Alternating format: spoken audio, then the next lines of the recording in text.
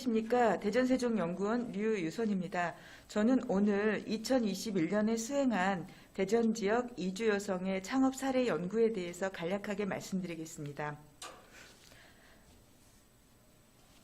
타 시도에 비해 대전의 이주민 규모는 적은 편이지만 지속적으로 증가세에 있습니다. 2006년 8,617명이던 이주민 수는 2020년 말 기준 32,061명으로 증가했습니다. 이주민의 수가 증가하면서 내부의 다양성도 확장되고 있습니다. 국적, 이주 목적, 체류 기간, 언어, 종교, 학력, 직업, 계층 등 이주민을 하나의 범주로 보는 것은 점점 어려워지고 있습니다. 다문화 정책의 대상인 결혼 이주민의 다수는 여성입니다. 대전도 여성 결혼 이주민이 남성의 6배를 넘습니다.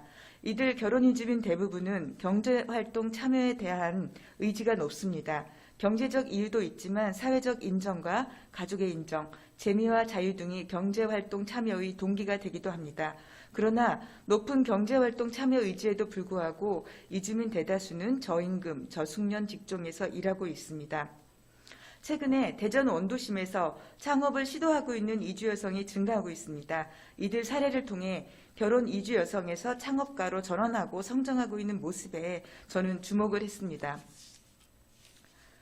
이들을 만나기 위해서 우선 인터넷, 인스타그램, 페이스북 등 서칭을 통해서 원도심 주변에서 창업 중인 점포를 찾았습니다.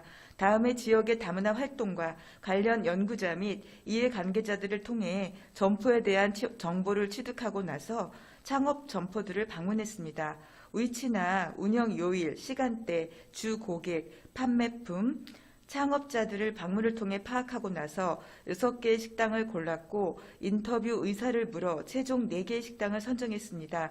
국적, 업종, 각 창업자들의 상황 등의 다양성을 최대한 고려하여 선정된 식당은 아래와 같습니다. 첫 번째 사례연구 A식당입니다. A식당의 창업 여성은 필리핀 출신의 50대 여성으로 대학 졸업 후 1999년 결혼 이주로 한국에 왔습니다. 자녀가 4명인데요.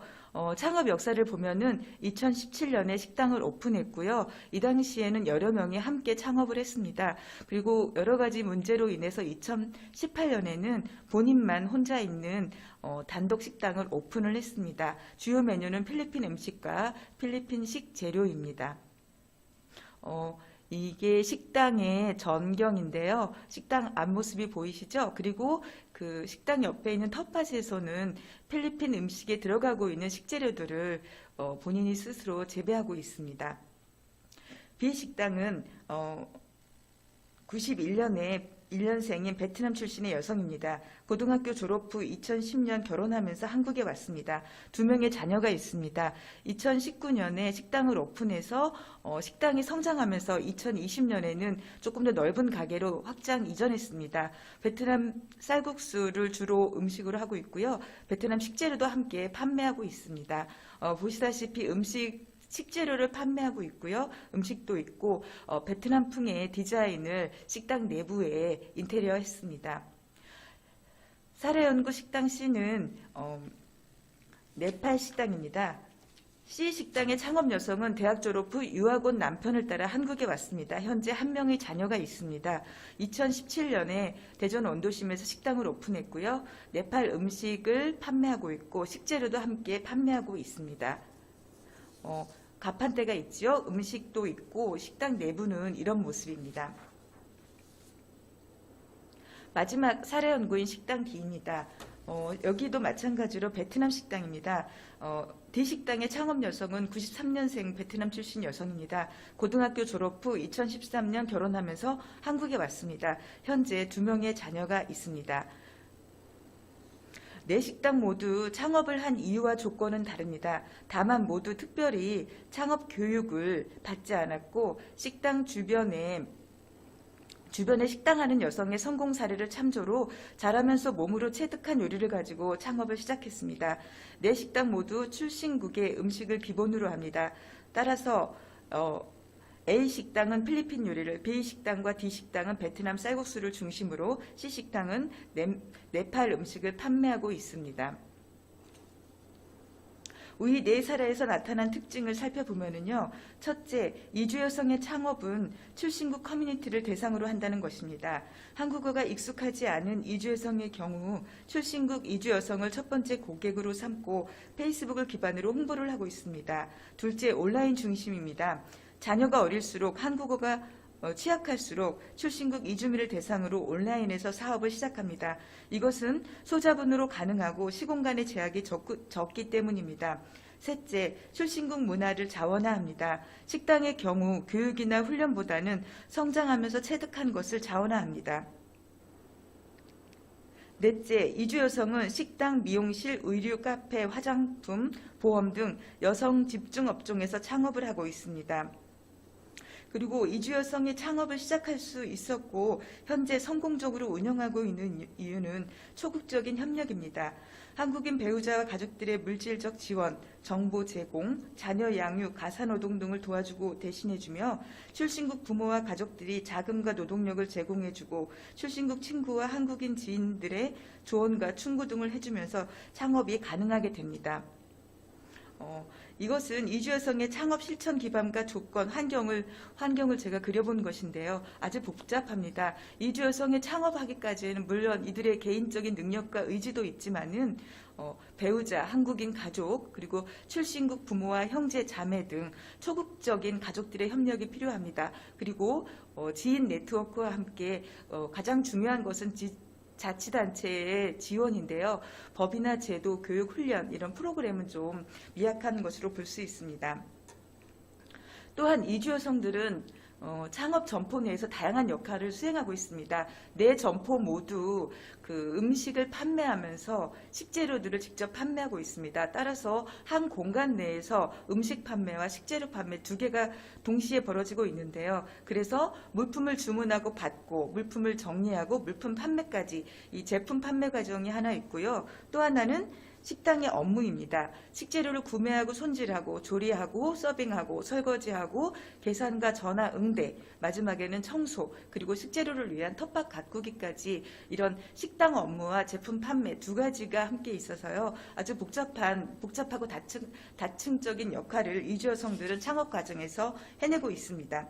그래서 물어봤습니다. 어떤 어려움이 있는지 이들이 토로하는 창업의 어려움을 좀 정리해 봤는데요. 첫째, 임대료와 보증금 같은 자금 마련입니다. 둘째, 자금이 마련되면 임대 점포 찾기, 부동산 계약과 절차입니다. 이후에는 점포 인테리어와 같은 것들, 그리고 이 과정에서 한국식 노동 방식을 어려워합니다. 이 외에 행정적 절차가 있고요. 이 모든 과정에서 소통이 기반이 되는 한국어의 부족은 근본적인 문제가 되고 있습니다. 셋째, 직원 구하기, 식재료와 세금 등의 매장 관리도 있습니다. 넷째, 일과 가정의 양립입니다. 자녀 양육과 사업을 병행하는 데에 대한 절대적 시간 부족, 또한 자녀를 맡길 만한 곳이 부족합니다. 다섯째, 관계의 문제입니다. 시간 부족으로 인해서 가족관계, 친구와의 단절이 발생하고 주변 한국인 상인들과의 갈등도 있습니다. 대부분 가족이 식당 주방에서 일을 하고 있기 때문에 가족과의 갈등도 많이 있습니다. 여섯째, 식당을 운영하면서 문화적 차이를 경험하게 됩니다. 종교, 음식 문화, 여가 문화의 차이가 확연히 드러나는 곳이 식당입니다. 일곱 번째, 차별입니다. 결혼 이주민에 대한 차별과 무시가 있고요. 여성에 대한 차별 등 식당을 운영하고 있는 이주 여성들의 차별은 다층적입니다. 이런 창업하는 이주 여성의 어려움을 지원하기 위한 여러 가지 과제가 있습니다. 우선 법 제도적 지원 체계를 들여다볼 필요가 있습니다. 창업 관련 제도, 법령, 사업에서 이주민에 대한 차별이 있는지 세세히 봐야겠습니다. 다음으로 교육 및 훈련의 다양화입니다. 창업자, 여성 창업자에 대한 지원, 교육이 있지만 언어적 능숙함에서 이주민의 접근성은 떨어집니다. 이주민에게 적절한 교육과 훈련 제공이 필요합니다. 이를 위해 다국어 창업 플랫폼을 제안합니다. 교육 시 통번역 서비스도 고려되어야 합니다. 그리고 이주민 거리 기획 및 활성화도 제안합니다. 원도심 재생에 있어서 공적 개입이 최소화된 다양한 이주민 문화 혹은 거리가 발생할 수 있는 기회나 공간을 고려할 필요가 있습니다. 충청권과 수도권, 전국의 이주민들이 대전의 지리적 이점 때문에 방문합니다. 또 유학생들의 문화적 다양성을 보장할 문화기획도 필요해 보입니다. 이들이 학교 안에서만 창업을 고민할 것이 아니라 학교 밖 지역에서 어떻게 교류할지 고민할 시기입니다. 또 다문화 가족 범주에 대한 확장입니다. 이주 여성은 자녀 교육과 창업, 식당 일위를 병행하기 어려워하고 출신국 가족의 도움은 필수입니다. 이들은 실질적이고 신뢰할 만한 노동자입니다. 그리고 마지막으로 이주 여성의 문화적 감각에 대한 인정입니다. 따라서 한국적 교육 프로그램이 아니라 이들의 문화에 맞는 치창업 훈련 프로그램이 기획될 필요가 있습니다. 출신국의 학력과 노동 경력을 인정받지 못하고 있는 이주 여성에게 창업은 경제활동 참여에 좋은 대안으로 부상하고 있습니다. 이주 여성의 경제적 자립을 위한 다양한 정책이 적극적으로 논의되어야 할 시점입니다. 감사합니다.